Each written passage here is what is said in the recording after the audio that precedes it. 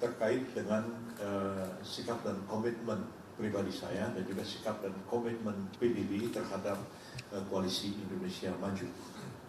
Sebagaimana saudara-saudara maklum, PBB merupakan salah satu partai yang di awal sekali mendeklarasikan Pak Prabowo Subianto sebagai calon Presiden Republik Indonesia 2024-2029 yang akan datang, sebelum ada satupun partai melakukan deklarasi, dan deklarasi dilakukan pada akhir Agustus yang lalu di Bumi Serpong Damai, dan kemudian kami melakukan kegiatan serupa deklarasi di 6 wilayah, mulai dari Aceh sampai ke Jayapura sampai ke Papua. Nah, komitmen PBB terhadap Pak Prabowo Subianto adalah komitmen yang teguh, dan kami ini menjadi partner dalam Koalisi Indonesia Maju, dan kami adalah partner yang terpercaya, saling memegang teguh komitmen, janji, kebersamaan dalam memecahkan persoalan-persoalan yang dihadapi. Suka dan duka kita akan bersama-sama menghadapi masalah bersama yang kita hadapi. Jadi tidak ada keraguan sedikit pun mengenai komitmen saya pribadi dan komitmen PBB terhadap Pak Prabowo dan terhadap koalisi. Apalagi saya pribadi sudah mengenal beliau sekitar 43 tahun yang lalu, mulai tahun 1980 sampai sekarang. Walaupun ada pasang surutnya, tapi sekali kami berkomitmen, maka kami akan teguh memegang komitmen itu.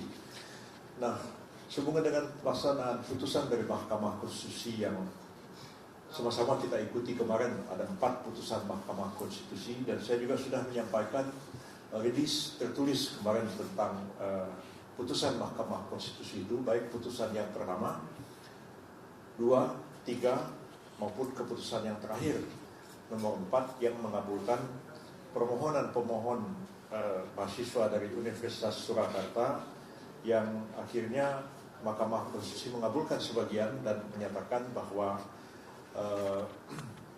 ketentuan dalam pasal 167 huruf Q dari Undang-Undang 7 tahun 2017 tentang pemilu, tentang syarat presiden berusia serendah-rendahnya 40 tahun oleh Mahkamah Konstitusi dinyatakan bertentangan dengan UUD 45 kecuali dimaknai, ya, kecuali dimaknai pernah atau sedang menduduki jabatan yang dipilih melalui pemilihan umum, termasuk kepala daerah.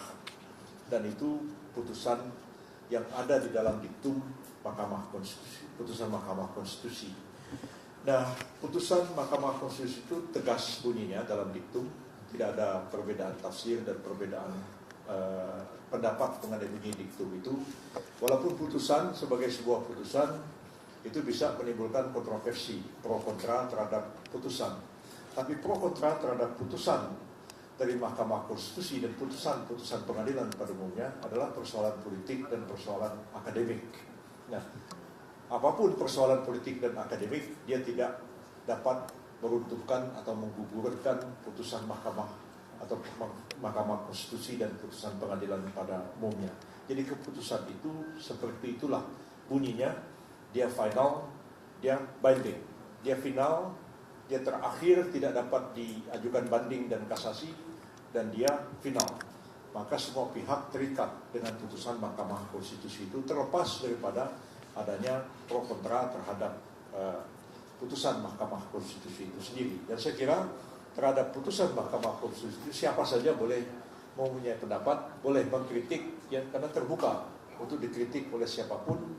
Kalau ditanya kepada saya sebagai akademisi hukum tata negara, jawaban saya seperti ini. Ya, dan tadi sudah didengar jawaban saya terhadap putusan Mahkamah Konstitusi dalam diskusi di kedai kopi tadi pagi. Tapi kaitannya dengan komitmen kita dalam koalisi, saya tegaskan bahwa saya pribadi maupun PBB tetap dalam komitmen yang teguh, berjuang bersama-sama dengan Pak Prabowo Subianto, dan apapun putusan yang nanti diambil oleh koalisi itu akan dipatuhi dan akan ditaati serta dilaksanakan oleh PBB, termasuk oleh saya sendiri sebagai bagian dari koalisi. Jadi kita itu belajar demokrasi, ya. Dalam demokrasi itu bisa ada perbedaan pendapat, ya. Kalau ada voting, orang lakukan voting. Kalau ada musyawarah, lakukan musyawarah. Dan insya Allah Koalisi Indonesia Maju itu akan mengambil keputusan secara musyawarah. Kalaupun ada perbedaan-perbedaan pendapat, misalnya dengan voting, maka orang yang kalah akan terikat dengan keputusan mayoritas dari orang yang menang. Jadi seperti itulah kami kemukakan pendapat, pandangan-pandangan, tapi apapun keputusan itu akan kita patuhi dan kita jalankan bersama, termasuk misalnya putusan dari Pak Prabowo Subianto untuk memilih Pak Gibran sebagai calon wakil presiden, ya itu kita akan patuhi, kita akan dukung keputusan itu, dan kita akan laksanakan dalam prakteknya.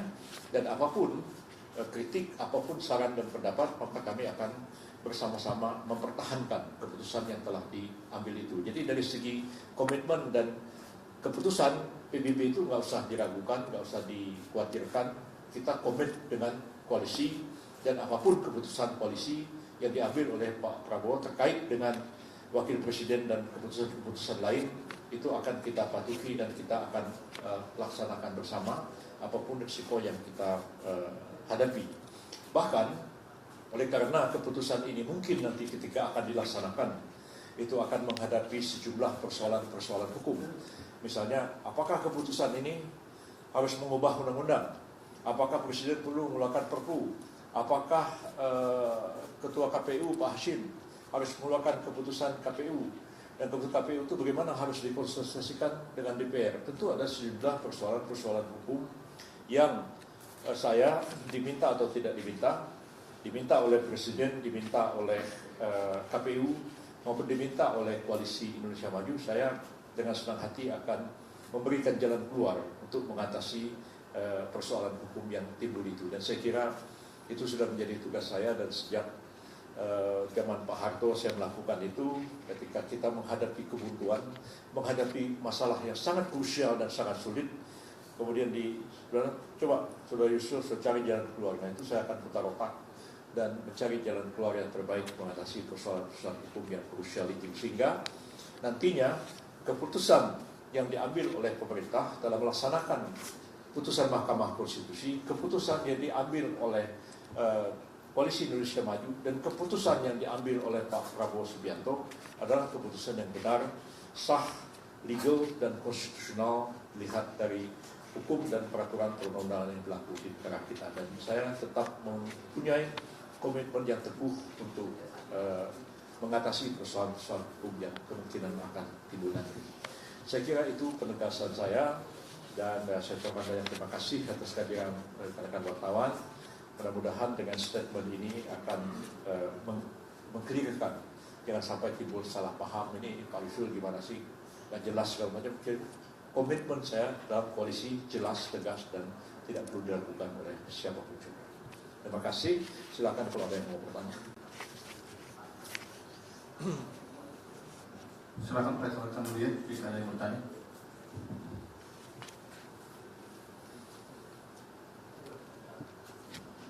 Selamat malam Bang, Adil dari Tempo.